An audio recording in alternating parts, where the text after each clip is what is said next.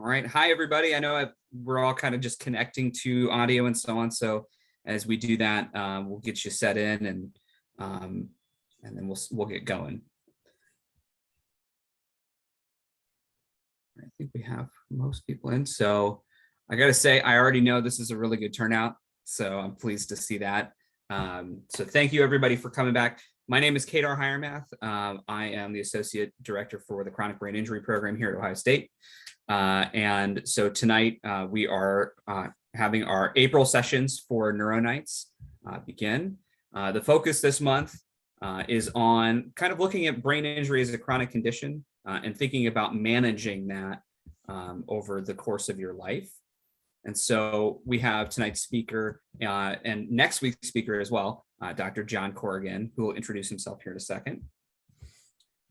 So I just want to remind you again, so we're going to have 2 weeks of presentations from Dr. Corrigan, and then in our third week, we're going to have a survivor story from Lisa, who's on the call with us. She's waving there. And so Lisa's got a really cool story, and I'm really excited for that session. So we'll be here Wednesdays for the next 3 weeks. So tonight, next week, and the following week. If you have questions for tonight, you are welcome to put them in the chat. If you don't get to your question tonight, or if you think about something, Dr. Corrigan's going to be back next week, so we can hang on to those as well.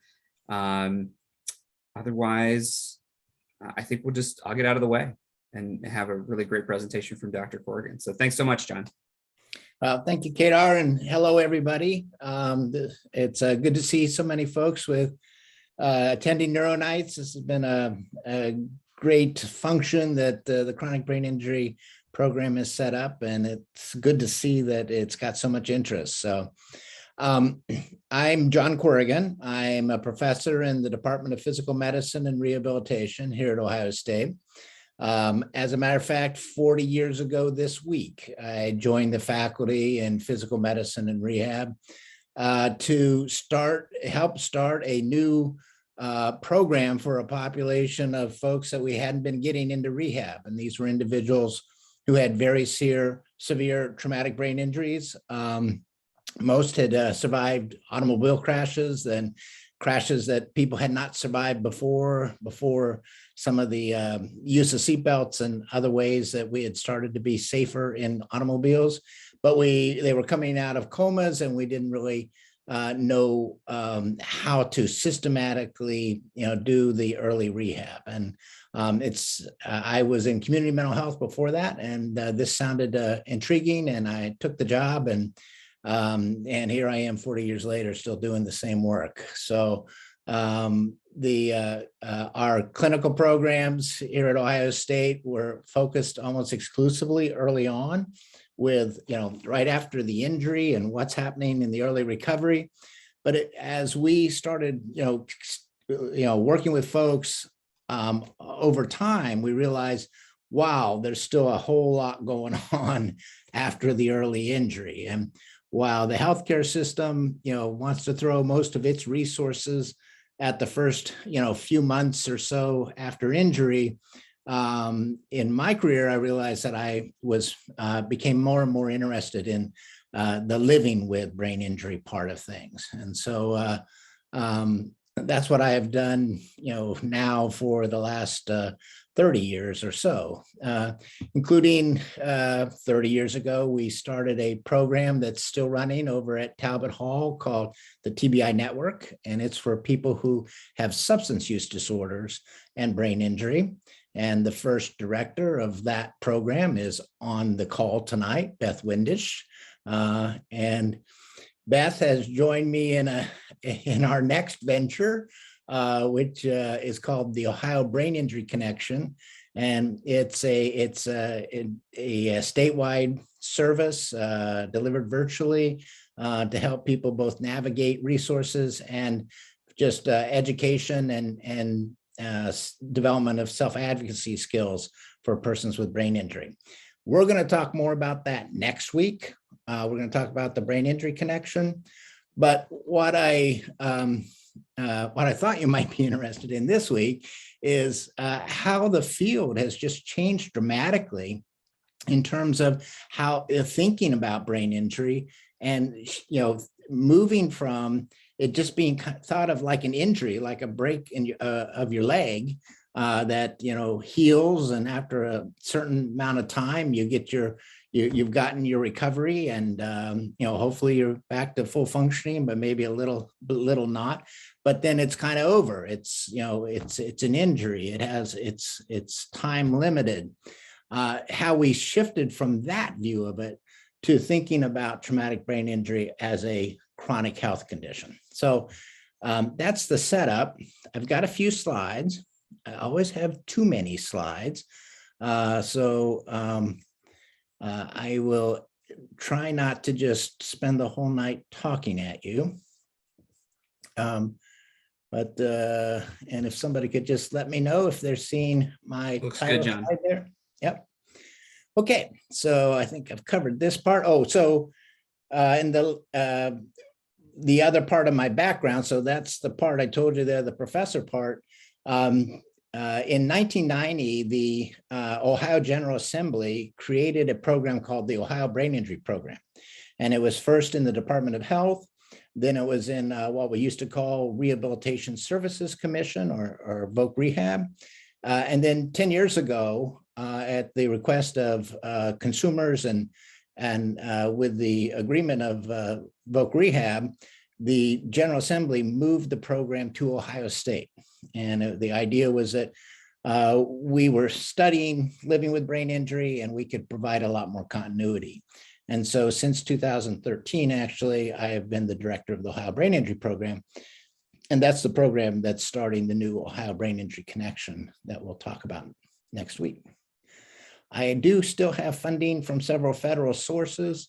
And at the end of tonight, I'm going to talk about a grant from the National Institute of Disability, Independent Living, and Rehabilitation Research that's developing a chronic care management model for TBI, and I'm the co-PI of that. So I have emotional and financial conflict of interest there.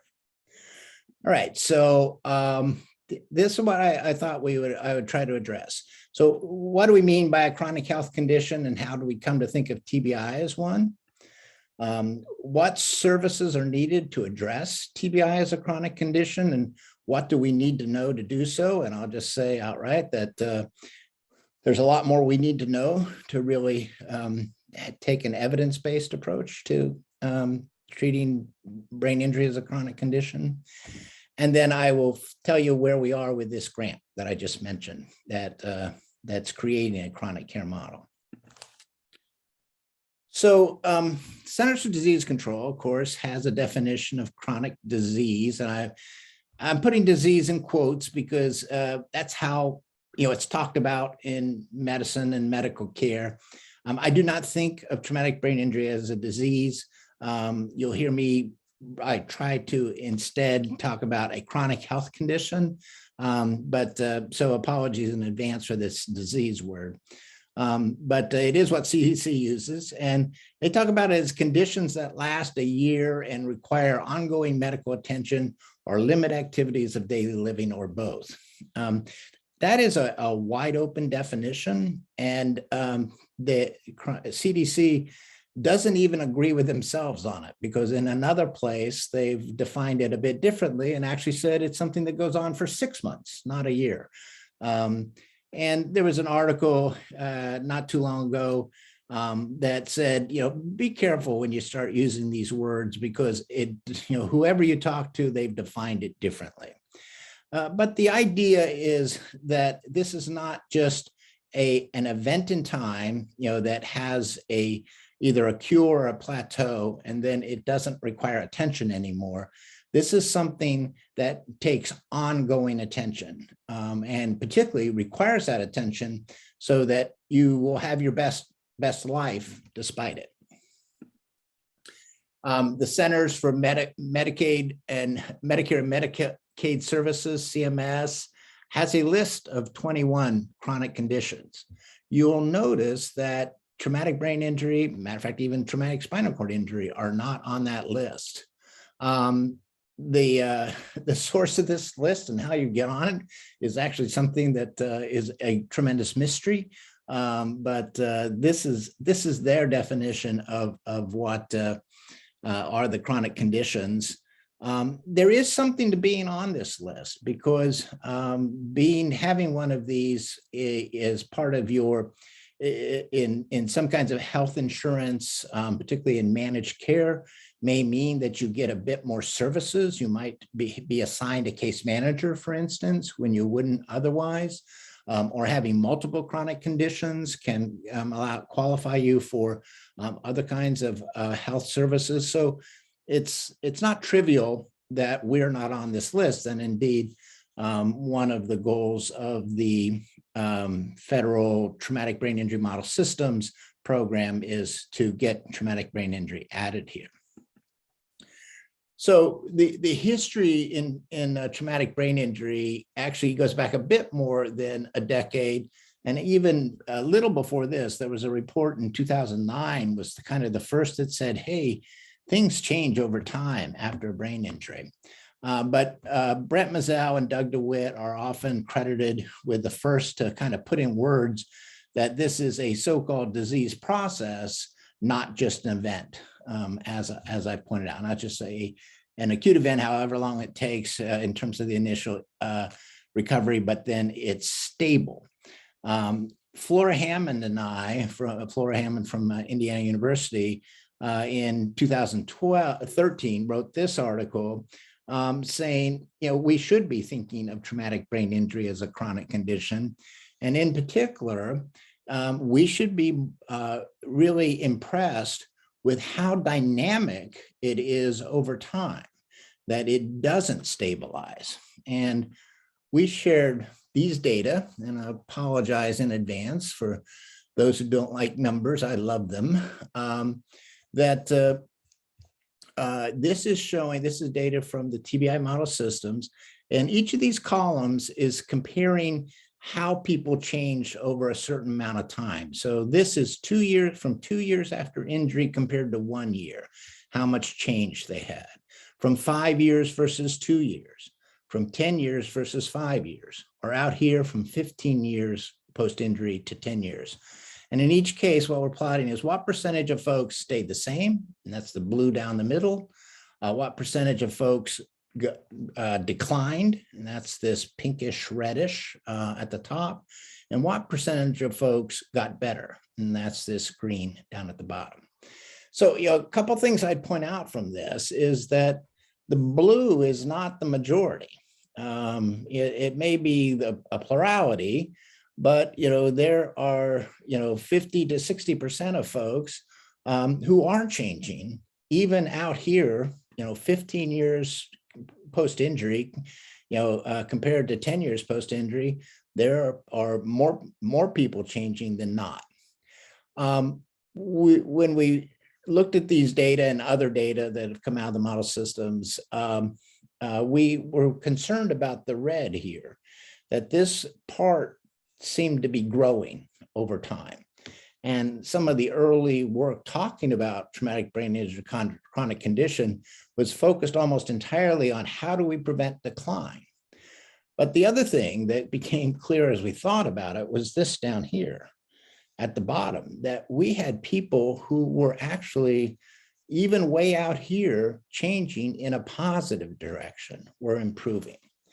And so, this is a mixed message, but it is certainly one that says this is not like a broken leg. This is more, like a so-called, chronic disease or chronic health condition.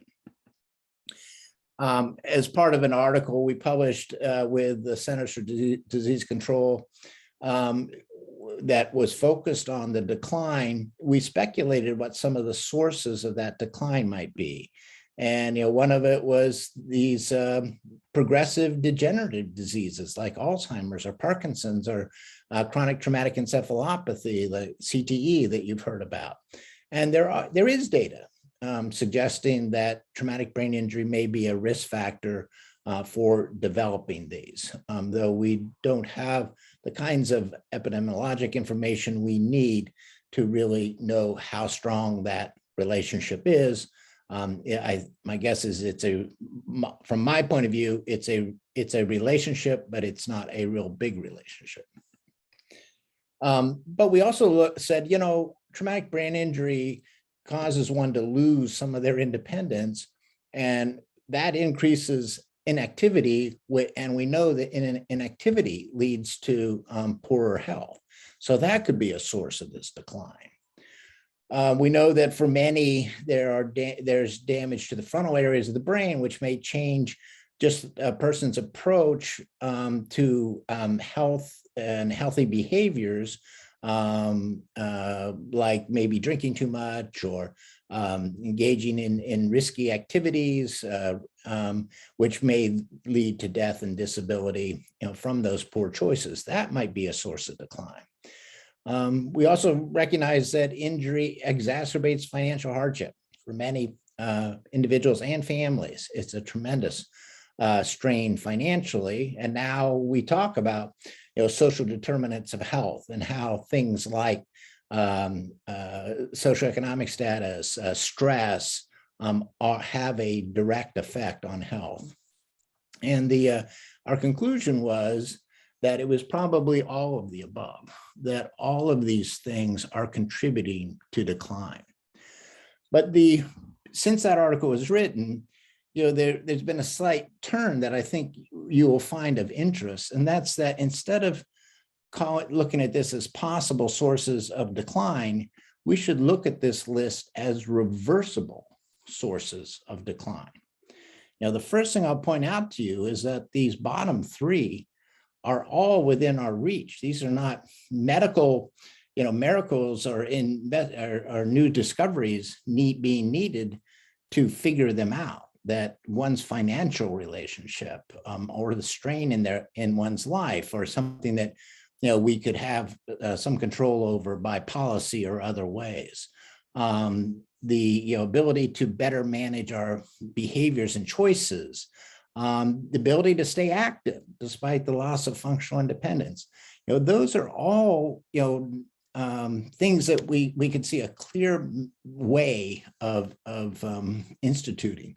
And even up here, if you think about progressive degenerative disease, I just want you to think back. Some of you may recall in the history of like HIV. And in the early days of HIV, we just thought that was a progressive degenerative disease, and there was no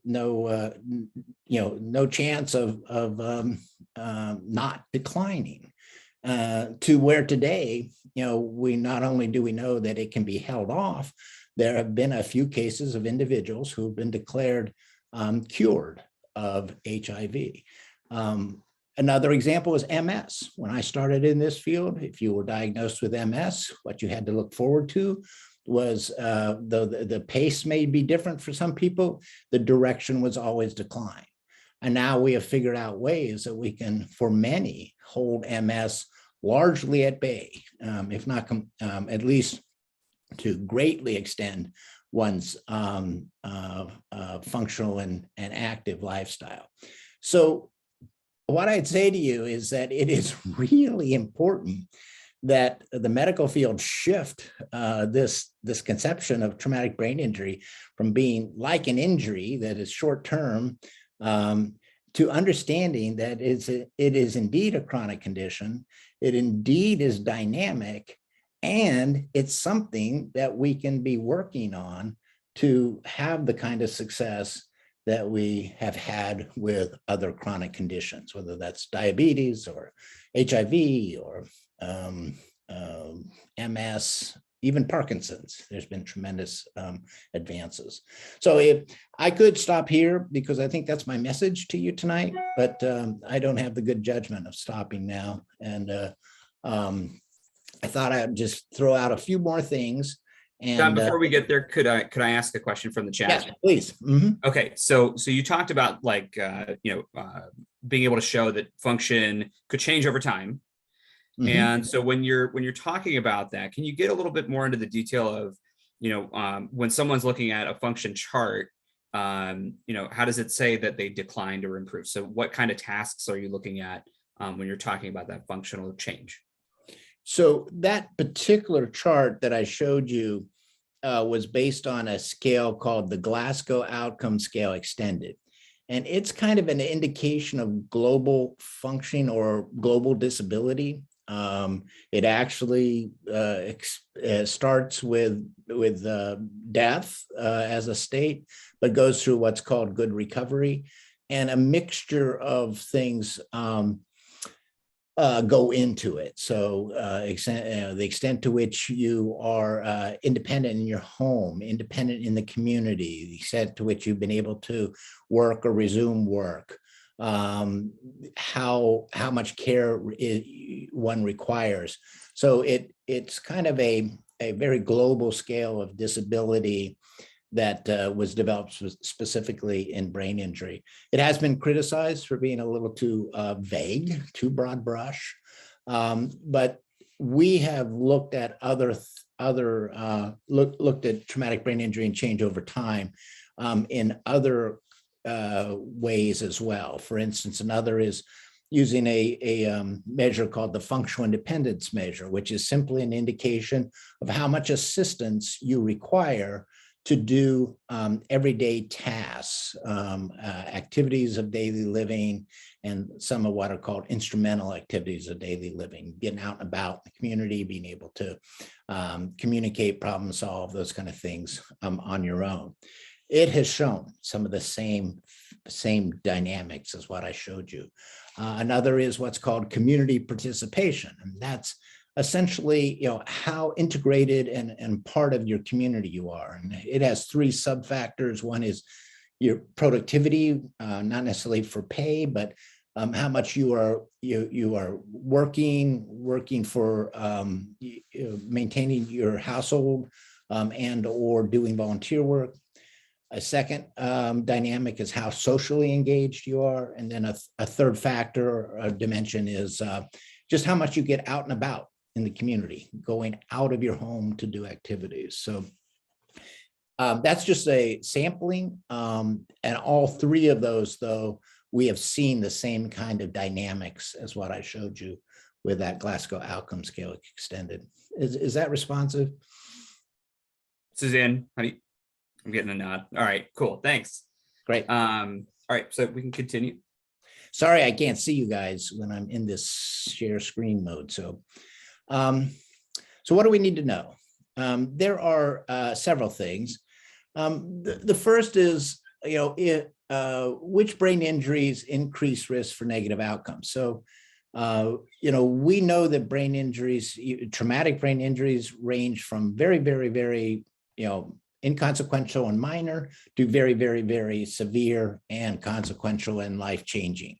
I have said that because of that variety, that a traumatic brain injury can be anything from a very temporary, a disruption of function to life-threatening, that if I told you my name is John and I've had a traumatic brain injury, I've actually told you more by saying my name is John, because you have some insight into my gender identity, than I have by saying I've had a brain injury. So we wouldn't say that, we need to be taking a proactive or the so-called disease management approach to every single brain injury, or the same, at least, every single brain injury. So a lot of where we need the research is where to make the distinction. We feel strongly that anybody whose initial brain injury is severe enough that they require acute rehabilitation, that group definitely we should be pursuing in this way and thinking of as a chronic health condition. But I think there's many more than that. I think that any moderate severe traumatic brain injury, anybody who's had multiple cumulative effects, and in the end, it may be the answer is anybody who has lingering effects from whatever brain injury they've had should be thinking in this way and being worked with in this way. But a lot of that is clinical knowledge, except for knowing that people who receive acute rehab have long-term needs. Most of the rest is not evidence-based. A big part of any kind of chronic health management, so-called disease management, is what other conditions, interact with them. And those would include maybe conditions you had before, as well as conditions that develop after. And I would say that a lot of the research early on, since we kind of pivoted as a field to thinking about this as a chronic health condition, is to ask, well, what comorbidities, are associated with traumatic brain injury. Now, I don't know if you're going to appreciate this, but I think this is kind of a interesting graphical way of presenting this. And this is from a study we did in the TBI model systems. And first, what we looked at is whether it was before your injury or after, what are the most common comorbidities reported by people who also decline, okay? Doesn't mean these were responsible for the decline, but what are the most common? And then another kind of way of cutting the pie is saying, of those, and I have a little trouble seeing my header there, of those with the condition of conditions that were most likely to decline, what are the highest percentages, essentially? Kind of two different ways of getting at the same relationship. What's associated with decline? And then we limited it just to comorbidities that developed after the injury and looked at it both ways. Now, this is a hodgepodge, right? Just wow, this looks like a medical dictionary. But if you start to kind of sort it, one of the things you see right away is that behavioral health issues are up there. They're definitely a major part of this picture. They're not the only part, but they are a major part. The other thing that you may notice is that it's quite a variety. It's not just any one thing. For a long time, we thought of depression and anxiety. Those were the two big behavioral health issues. But it does seem to be broader than that, although depression and anxiety are definitely there. But then you look a little further and sort a little more, and what you see is that, yeah, there are some other neurologic conditions that are associated. Sleep disorders, dementia, ADHD, in both cases pre-existing. So there are some comorbidities that are more out of the neurologic area. And then, what's left there in black are some of the other kinds of medical conditions, that can interact with traumatic brain injury and may be associated with change over time. So for instance, I didn't include the graphs. If you look at heart failure, while people who have had heart failure before their injury and then have a traumatic brain injury, they look about the same as other people with brain injury with no heart failure for the first couple of years.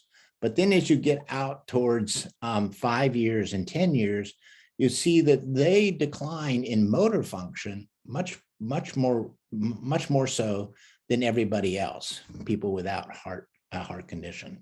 And, that might be related to that factor we were talking about, brain injury leading to inactivity and inactivity leading to poor health. But what that tells us when we're thinking about brain injury as a chronic condition is I'm going to be on the lookout for people who have overlay of cardiac concerns, because we know it interacts with how people do over time. So this kind of looking at, and we are very much at the beginning of trying to understand what conditions are most associated with decline, which ones have the highest relationship with developing, maybe caused by the injury and thus are triggered by it, and which ones we can have some real success in being more proactive or preventive with.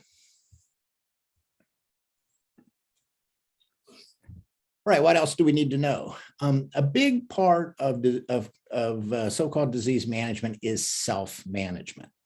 If you think about it, the amount of time you spend with your medical professionals, once you're out of the hospital, is just a few hours, maybe, per week early on, a few hours per month maybe not even that, when you're several years post-injury. I mean, us medical professionals are just not a big part of your life.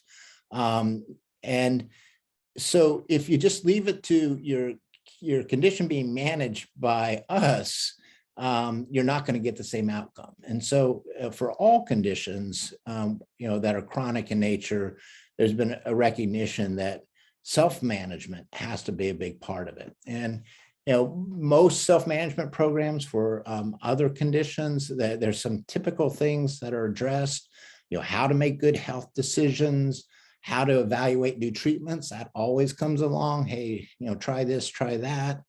The use of medications, both what medications make sense, but also using the ones that you have properly. Just communicating with family and friends, and particularly health professionals. How do, if something new is emerging, how do I talk to my physician or a case manager or somebody else that I'm involved with about it? How do I tell family and friends about this condition and what they should expect or not expect?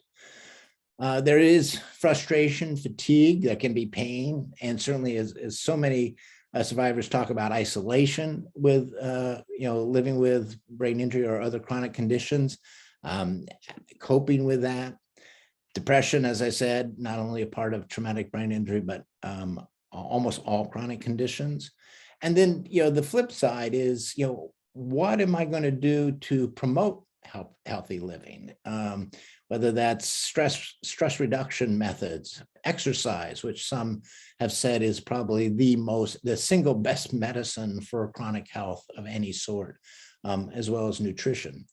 And so, self-management is going to have to be part of any solution to, or a way in which traumatic brain injury is addressed as a chronic condition. But in that healthy lifestyle area, I believe we have a real opportunity, because I don't think we've been talking enough about a brain healthy lifestyle. And there are a number of things that we can do to increase the long-term health or maximize our long-term health after a brain injury. And all of these things will improve your health generally, as well as improve brain function and brain health. So I think, and this is one of the dimensions of the Ohio Brain Injury Connection we'll be talking about next week, is what kind of resources, how can we help people identify opportunities like these in their life for making a lifestyle change. And one does not have to have had a brain injury to need to be thinking about some of these kind of changes. I consider this all part of self-management. And then ideally, self-management of one's health is just integrated into our identity, what we do, our habits, our, that being responsible and proactive is, what we should all be doing, regardless of whether or not we've had a brain injury. So, to me, it seems like it's kind of it's a commitment to a lifestyle that we know is going to optimize our long-term health. Just a couple more here. So these next two are about access to medical care, which is needed over time. Unfortunately, as mentioned earlier, we have concentrated most of the medical resources in the first months post a traumatic brain injury, maybe first year for some who are lucky to have a very good outpatient treatment health insurance package.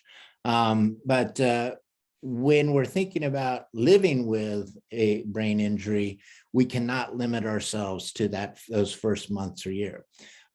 We know that with all kinds of medical conditions in rehab, that over time, you can lose some of the capability, some of the function that you're capable of. So like in stroke, if one arm is a little bit weaker, over time, just because we tend to not use it as much as we do our unaffected arm, that affected one is actually going to decline in strength and in dexterity. And there's actually a whole treatment called constraint-induced therapy, that its whole point is to get you using the affected side again, the affected arm, so that you can get it back towards maximum capability. Well, you can think of that similar thing, whether we're talking about motor function or we're talking about cognitive function, that how well we organize our day, just anything, those skills can slip. And to me, we should be able to access rehabilitation care, so be able to have another course of OT or PT or speech therapy, if some of our abilities could use kind of refurbishing or retuning. Just like if we have a medical condition that is developed or is developing, we need to be able to get access to the right treatment. That is less a problem maybe in the United States than it used to be, but it is still a real thing, being able to afford all parts of your medical care. And ideally, medical care isn't just reactive, it would be proactive. And in a good approach to chronic health management, that medical care would be looking out for conditions developing, and they're with you early to identify and treat it as appropriate. So there are some changes to the healthcare financing and structure that needs to be done. And similarly, there are community-based resources that we need to be able to access to maximize function and reduce chances for institutionalization in particular. So, if with older age, or some kind of severe change in function, now we're at risk of not being able to live in our home or in our household, but maybe have to look at institutional care like a nursing facility. We need to be able to access community-based resources that will help us stay in our home. There are tremendous resources being spent by the state and federal government to keep people in their homes. It hasn't all been customized, though, to the needs of persons with brain injury. And in some areas, some aspects, it hasn't been resourced well enough to be able to be useful to anybody who's at risk of not being able to live in the community. So we, as the brain injury field, need to not just think about the medical aspects, but we need to be thinking about these social or public policy aspects so that people living with brain injury get the most out of the community resources that are there, and hopefully advocate for additional. So it's quite a list. And it's not going to be accomplished in a year or two, but it is good to have a roadmap and to be aware of what we don't know, so that we can start to be working on it. All right. Can I ask a question real quick? Yes, please. So there was a question in the chat that came in. When you're looking at all these different kinds of disease management approaches, and you kind of got to the number 5 and 6 of, there are ways that you can access the care system, and also kind of getting around that through community-based resources. What about things like alternative therapies? How do they fit into all of this? You might think about like acupuncture and massage. Are those part of the disease management component? Is that maybe just if you have access to it, that's good for you? How do you play that?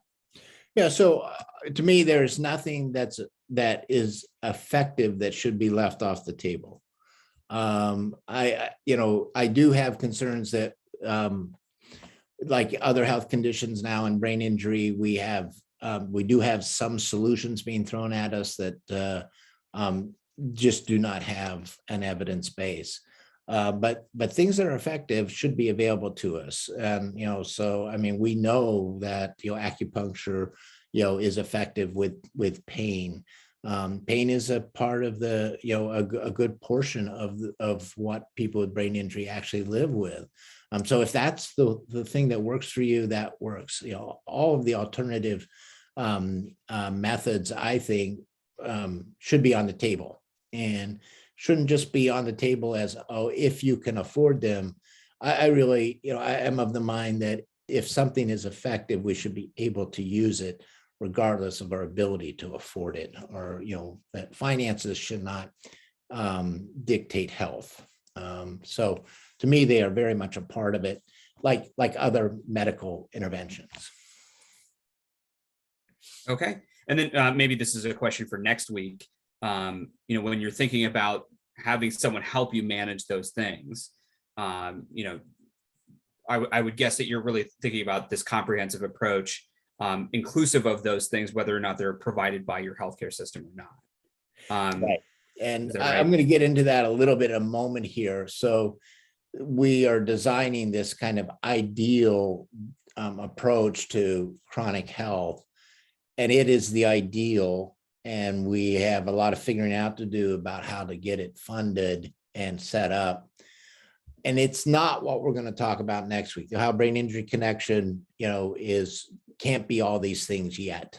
But on the other hand, at least with the Ohio Brain Injury Connection, there's no problem that we consider, not on the table. And we're going to help you, try to figure out, address problems, whatever they are. But it's not going to be as comprehensive as what I'm about to show you, which is what we are starting to build or design, conceptualize, I'll put it that way. This so-called Be Healthy is what we've termed it.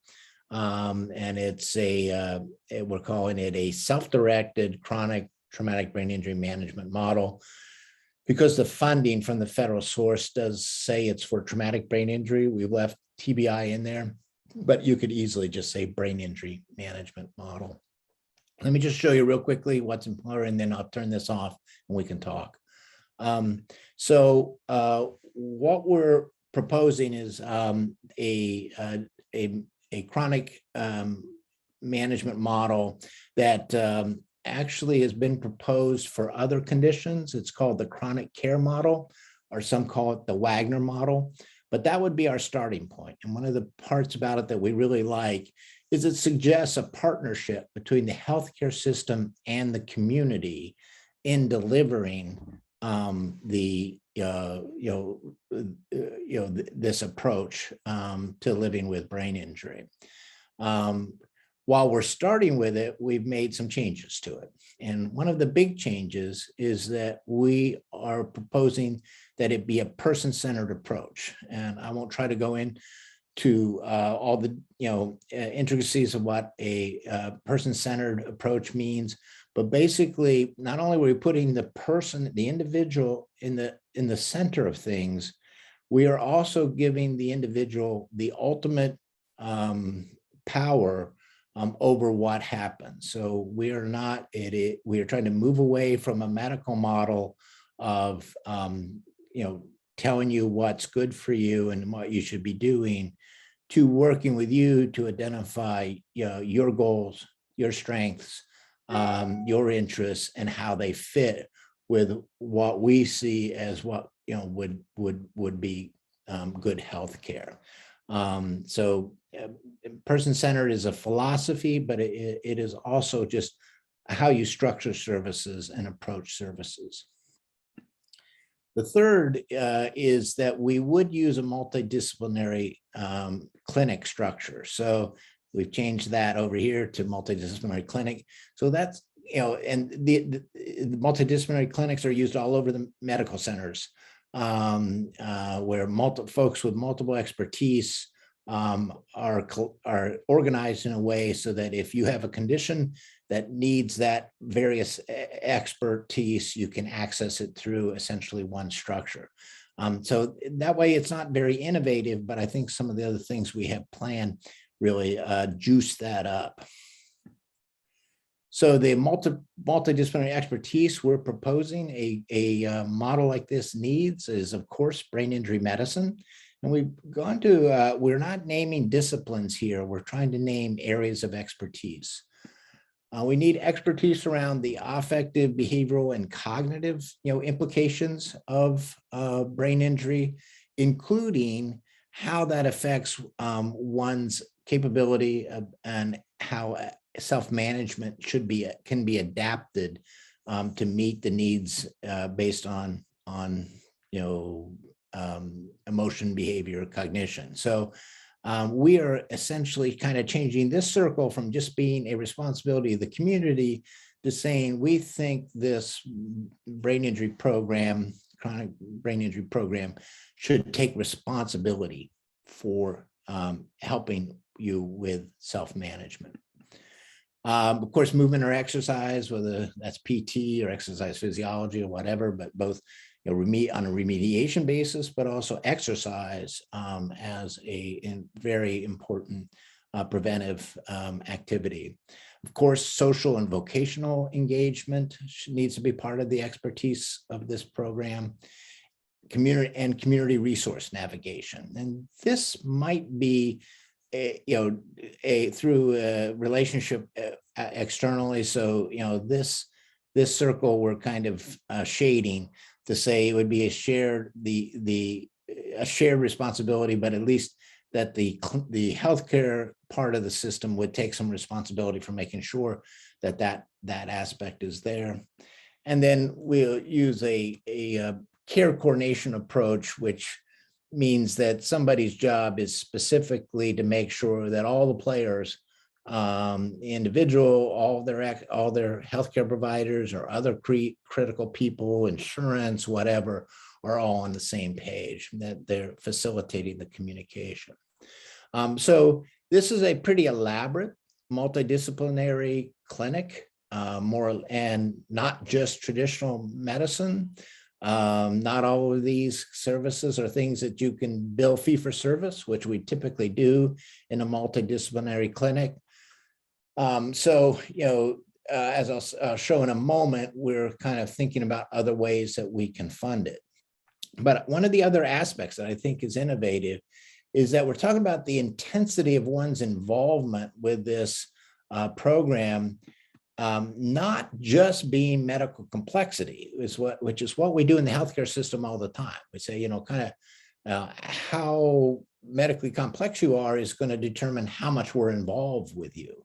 But in addition to medical complexity, we're also going to look at one's independence and self-management. So somebody over here who's more medically complex, but is very good, or within their family structure are very good at their self-management, they may not need as much involvement with this program as someone over here who, on the other hand, who maybe isn't quite as medically complex, but have very, aren't very independent in their self-management. So that's going to be a factor, as well as a third, which is just the community or environment in which somebody lives, the extent to which they have that resource-rich environment.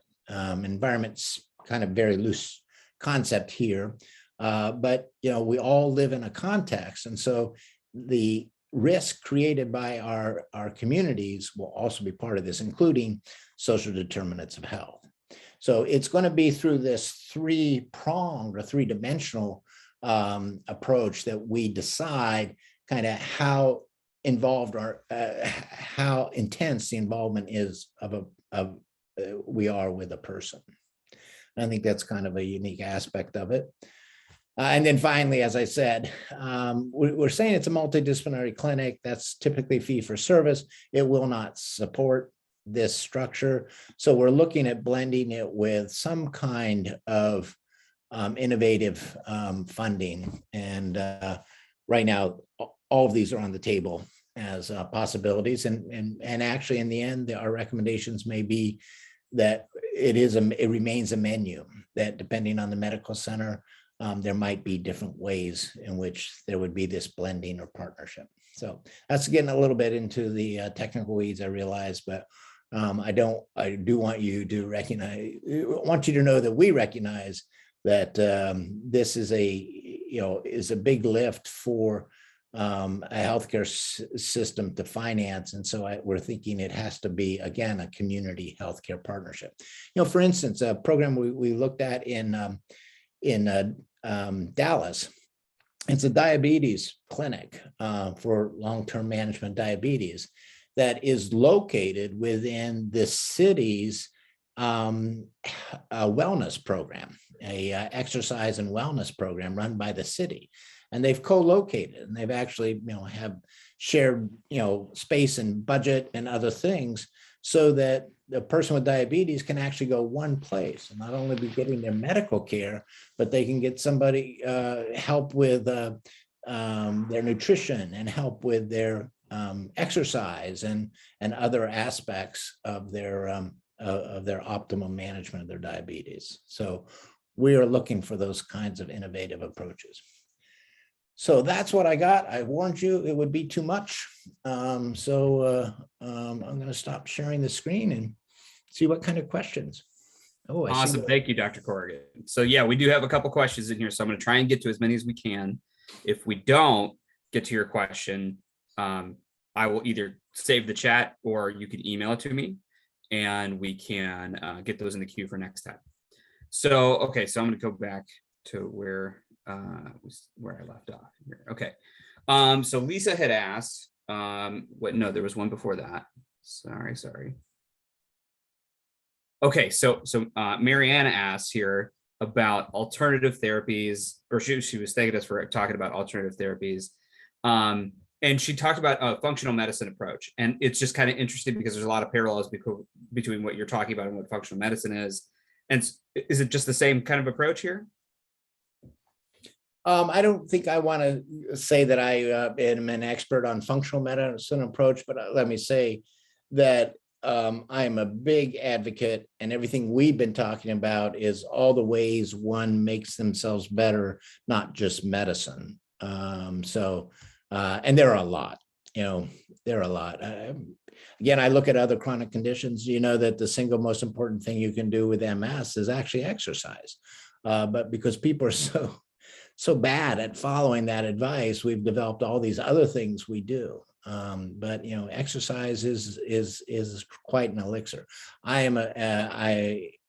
Nutrition is another area, although I don't think we always know what the best advice is with nutrition.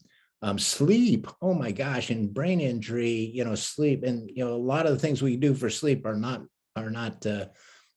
prescription generated. They are by behavior change and similar stress and relaxation. I don't think we ought to be taking pills for that. I think we should be, teaching ourselves relaxation, whether that's meditation or mindfulness or whatever. So I don't know if that's exactly what you were thinking in terms of functional medicine, but it's how I think about it.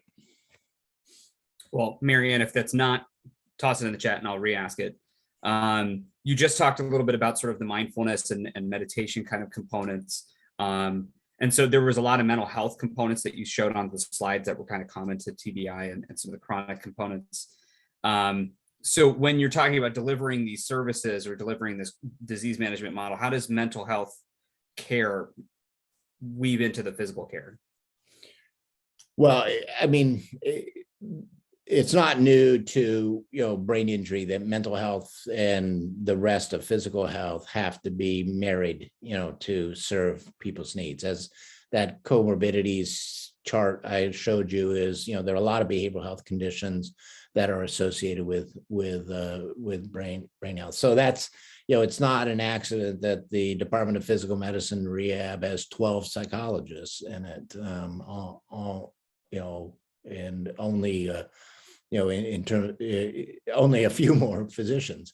It does have more, but they're not the full-time faculty that we have. I mean, psychology, and not just psychology, social work, counseling, those are all the mental health, behavioral health professions are definitely part of what we need to be providing. And frankly, this isn't just because it's the brain. This is, I think, because all the chronic conditions carry with them stress and other depression, as I pointed out, in self-management. that just has needs to be approached by a behavioral health expertise, not just a physical health expertise. Not just, I'm not ruling it out. I'm just saying together.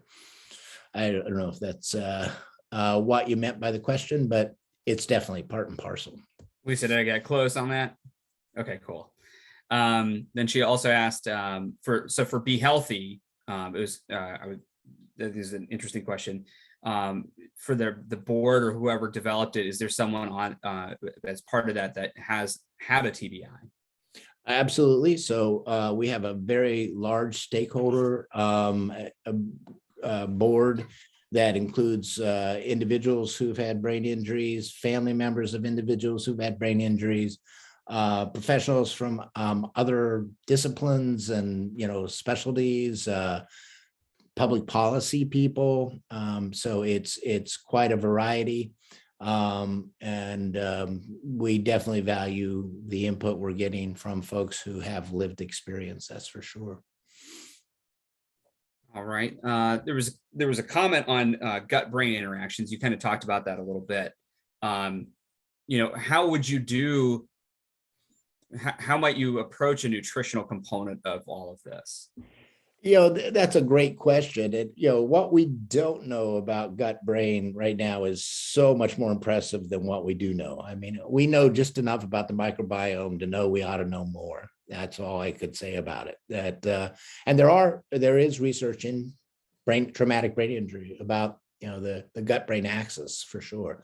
But I don't know that we have enough yet to be really clear about,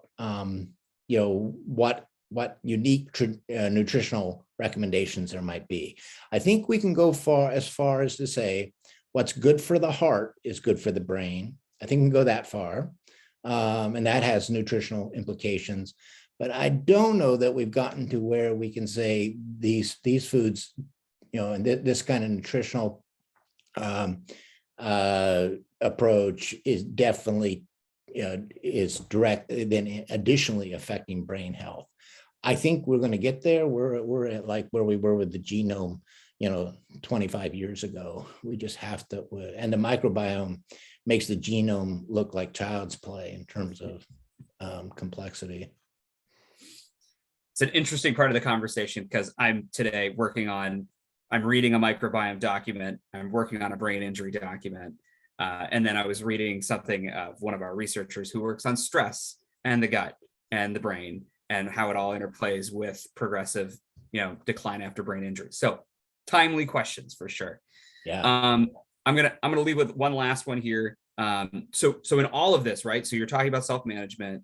Certainly you're gonna have to have some self-advocacy as you go through all of this, right? You're probably going to be asking for services, or you're going to be trying to get through some barriers. And it strikes me that, your MD, your PCP would be an integral part of, helping you at least enable that this process could be successful. So what's being done to educate, MDs, neurological MDs in particular, or different kinds of providers about these types of approaches in TBI rehab? There have been a lot of attempts. There's a lot of intention to inform, particularly primary care physicians. Primary care physicians are a very tough group to get their attention these days. They are incredibly the business model of being a primary care physician has meant that your face-to-face contact is shorter and shorter, and your documentation time is longer and longer. Every condition has something they want primary care physicians to be addressing in all their patients. So we have developed some fact sheets and that kind of thing for thinking about traumatic brain injuries as a chronic health condition.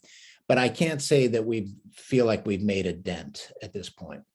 We're trying to actually move a little bit further upstream and just to help all physicians understand that brain injury should not just be thought of as an injury. So we have been advocating with the company, the organization that creates the tests that medical students take during their medical education, with the idea that, if it's going to be on the test, they're going to study it. And so it's the organization that does this, because the ISMLE, we have been corresponding with them. They have indicated, oh, we have questions about brain injury, and all their examples were concussion. There was no question about more severe or chronic brain injury. And so we have shared with them both where we think, that it could be routed out more, as well as the names of brain injury medicine, board certified brain injury medicine physicians who could write items for them. So I think we got a long way to go there. We have decided for the Be Healthy model that we don't think we can lay this on the primary care physician. They already have too much to do. So this would be a clinic that would be separate. It would communicate with the primary care physician, no question. There may be parts of a person's health that we'd have to either share or be very clear about who's doing what with. But there would be other parts that we would clearly take full responsibility for, including things like, advocating for community resources. We would see that as part of this new kind of approach, and not just being left to a community program to do, for instance, and not expecting the primary care physician to have any kind of idea about how they might do that advocating. So this kind of fits around their business model that they're sort of in, and it's sort of right. It's sort of creating a solution set for that. Yeah, it includes the primary care physician. It just doesn't try to lay more on them. Yeah. Okay. So I said that was the last question, but I have one that I really want to ask. But you tell me, this could be a can of worms. Okay. So what was really interesting to me was I hadn't seen that document on the CMS chronic conditions before. Yeah. It's sort of you take these things for granted, like what they might be, but I don't think I ever seen the actual document. So what gets stroke on there, right? Which is an acquired brain injury, and not TBI. Just that I think it's been clearer longer in medicine that, some people, have long-term residual effects of their stroke, and we just haven't thought about traumatic brain injury in the same way. It's not logical. Matter of fact, you look at some of those other conditions on there, traumatic brain injury is much more of a chronic condition than some of the other things there. So not only is the list a mystery, and the criteria for the list a mystery, apparently the Center for Chronic Conditions, Chronic Medical Conditions, is an office that's underneath the Surgeon General. And we've been communicating with the Surgeon General's office, but none of the mystery has changed. So more to come. We have been successful, however, in getting an objective added to the healthy people that we would do as a country. So it's going to be in Healthy People 2030 to improve long-term outcomes after more severe traumatic brain injury. So that's a step. All right, I had to ask it. It is a can of worms. Yes. All right. Well, folks, maybe more straightforward, frankly. Yeah, maybe that list is. So, yeah. There was a question back to me. Will this be recorded and you can have it back? Yes, it will be. It usually takes a couple of days for me to crunch through it, and then I can post it up. So just hang out with us for a couple of days. But we will be back next week with more from Dr. Corrigan, which I thought was an excellent presentation. I hope you all enjoyed it. Getting some thumbs up out there. So thank you, Dr. Corrigan. So we'll be back next week, 6:30 on Wednesday, and I hope to see you all then. I just say, please come, because what we'll talk about next week is less theoretical and more it's available today. So, and Beth will be back and helping me with that. So look forward to talking with you. Awesome. All right, everybody, have a great rest of your night, a great rest of your week, and we'll see you next week. Take care. Thank you very much. Have a great week. Bye. Great job. Thank you. Thanks. Thanks. Thank you. Thanks. Welcome.